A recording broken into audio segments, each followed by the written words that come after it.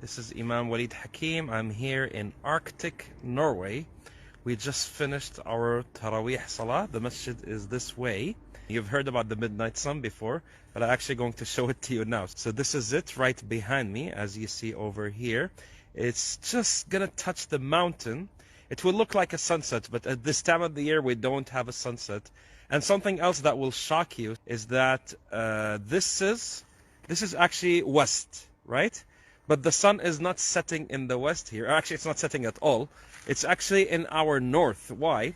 Because this sun keeps going around the sky in circles. It doesn't set, it just keeps going around in circles all day. And if you look behind me as well, we have a full moon. So we have the midnight sun and we have the full moon. This midnight sun was mentioned in Surah Al-Kahf when Allah subhanahu wa ta'ala talks about the story of Zulqarnain alayhi salam, and that Allah subhanahu wa ta'ala gave him abilities to travel as far in the earth in the east and as far in the west. And during these travels, Allah subhanahu wa ta'ala says that he went and saw some people who Allah did not give any coverings from the sun.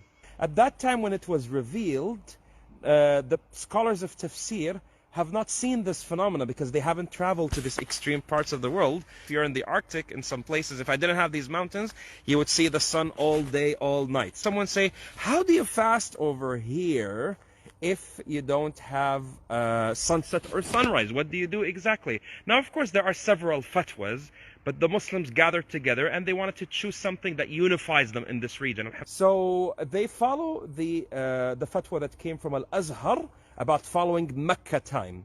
So we follow Mecca time, so that's why when we break our fasting, the sun is in front of us. And some of you say it's haram. Well, the sun doesn't set, so what do you want us to do exactly?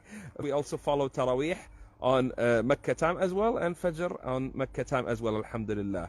It's not going to last like this because in just a couple of years, in Ramadan, we're going to have a real sunrise and sunset, and then we will have to follow the local time, and it's going to be very long, almost 22 hours.